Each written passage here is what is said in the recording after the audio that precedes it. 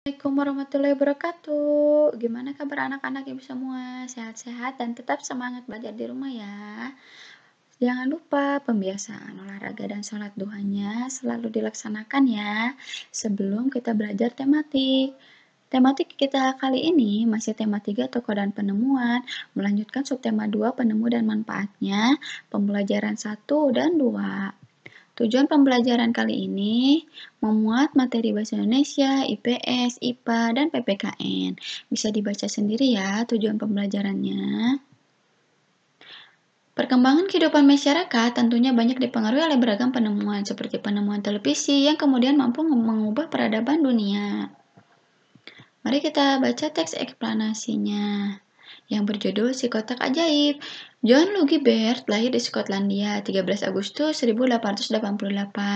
Ia adalah penemu yang pada kesempatan itu untuk pertama kalinya menunjukkan bahwa gambar hidup dapat ditransmisikan melalui pesawat yang sekarang dikenal sebagai televisi. Baird mendemonstrasikan televisi di depan para bapak-bapak dan ibu-ibu di Royal Institute London untuk pertama kalinya pada tahun 1925.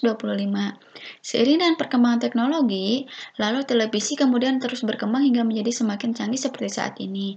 Prinsip kerja televisi secara umum adalah mengubah sinyal elektronik dan magnetik menjadi gambar dan suara. Sinyal tersebut berupa gelombang elektromagnetik, yaitu gelombang yang terdiri atas medan magnet dan medan listrik. Gelombang elektromagnet dapat merambat, dipantulkan, dan dibiaskan tanpa media perantara. Gambar yang kita lihat di layar adalah televisi, adalah hasil produksi dari sebuah kamera. Pada awalnya, objek gambar tersebut ditangkap oleh kamera. Nah, silakan dilanjutkan ya membacanya. Setelah kalian selesai membaca, mari kita tuliskan informasi penting dalam setiap paragraf yang ada di halaman 62.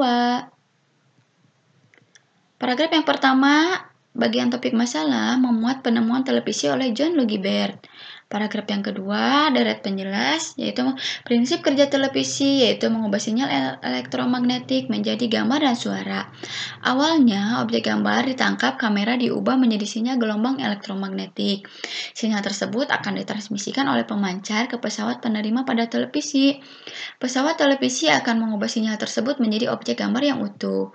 Paragraf yang ketiga berisi kesimpulan pesan pendapat pribadi penulis atau penutup. Televisi berfungsi sebagai penerima siaran video dan audio dari jarak jauh. Oleh karena itu, penemuan televisi termasuk penemuan yang mengubah peradaban dunia.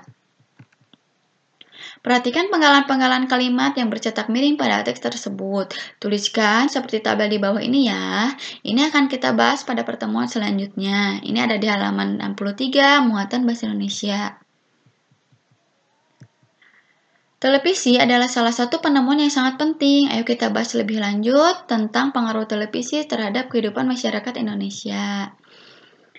Perkembangan teknologi dengan seiring berkembangnya televisi saat ini banyak stasiun televisi menayangkan berbagai acara setiap harinya, bahkan sampai 26 jam non-stop. Bagaimana cara kita menyikapi banyak dan beragamnya informasi dari televisi, dan bagaimana dampak positif dan dampak negatif televisi terhadap kehidupan masyarakat? Mari kita bahas bersama-sama.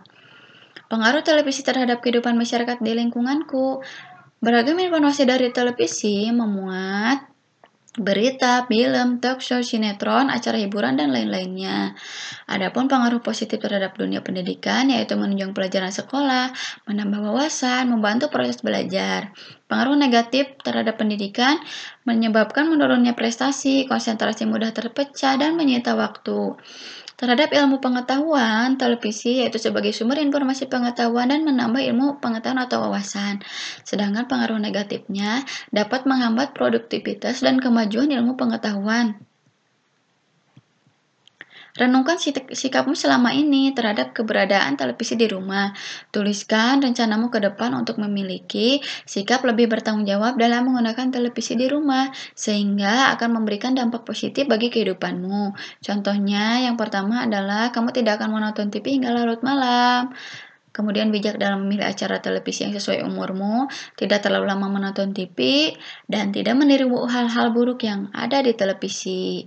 Seperti halnya televisi yang menggunakan sumber energi listrik, lampu-lampu di rumahmu juga menggunakan energi listrik. Sekarang kamu akan kembali menemukan cara membuat rangkaian paralel lampu sederhana merupakan energi yang menggunakan energi baterai.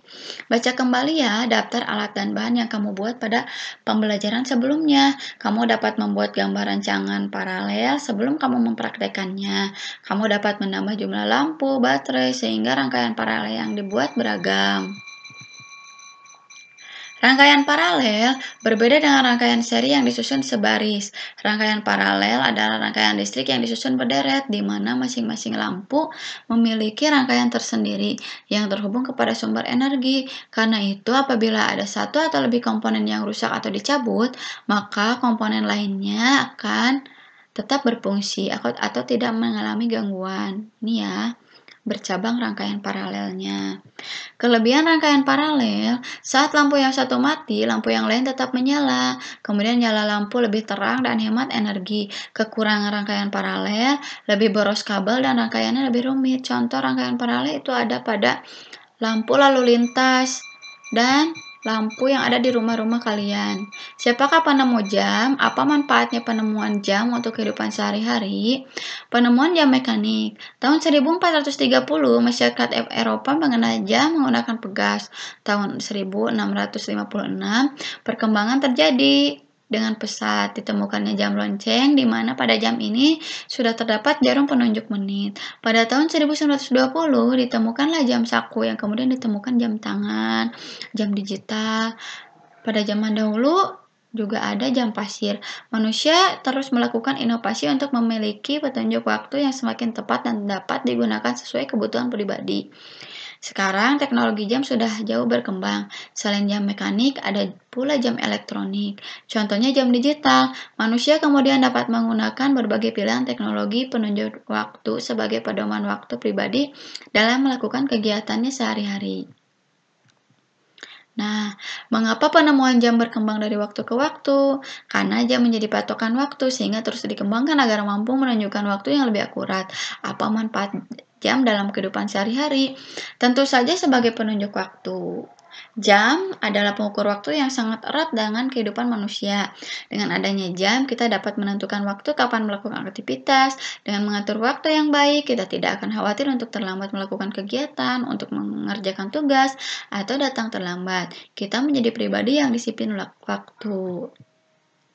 Nah, sekarang bacalah cerita yang berjudul Jam, Membantu Siti Tepat Waktu.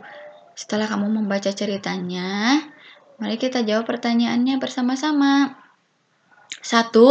Hal baik apa yang sudah dilakukan Siti? Siti sudah disiplin dan tepat waktu. 2. Apakah Siti mengatur waktunya dengan teratur? Ya, dia selalu melakukan kegiatan sehari-harinya dengan teratur. 3. Mengapa Siti mengatur waktunya dengan teratur? Siti selalu mengatur waktunya dengan menggunakan jam. Yang 4. Apa manfaat yang Siti dapatkan ketika ia mengatur waktunya dengan teratur? Dengan mengatur waktu, dia menjadi pribadi yang lebih disiplin terhadap waktu. 5. Menurutmu apakah Siti adalah pelajar yang baik? Ya, karena dia melaksanakan kewajibannya. 6. Apakah ia melaksanakan kewajibannya sebagai pelajar? Ya, karena Siti selalu datang tepat waktu dan mengumpulkan tugasnya juga tepat waktu. Seperti Siti yang melaksanakan kewajibannya, kita juga harus meniru kebiasaan Siti yang selalu melaksanakan kewajibannya tepat waktu. Kewajiban adalah sesuatu yang harus kita lakukan atau laksanakan untuk mendapatkan hak yang harus kita lakukan dengan penuh tanggung jawab. Contoh kewajibanmu di rumah, yang pertama adalah merapikan tempat tidur, mematikan TV setelah selesai ditonton, menghormati dan membantu orang tua, menjaga kebersihan rumah. Kewajibanmu di sekolah, melaksanakan piket kelas, memperhatikan guru, mentaati tata tertib, menjaga kebersihan sekolah, datang tepat waktu. Dan kewajibanmu di masyarakat, ikut kerja bakti, menjaga fasilitas umum, mematuhi aturan dan norma yang berlaku di masyarakat. Nah, itu semua adalah kewajibanmu di rumah, di sekolah, di masyarakat. Masih banyak lagi kewajibanmu di rumah, di sekolah, di masyarakat loh. Coba Kalian cari sendiri ya yang lainnya. Nah, demikianlah pembelajaran kita hari ini. Sampai ketemu lagi di video selanjutnya ya.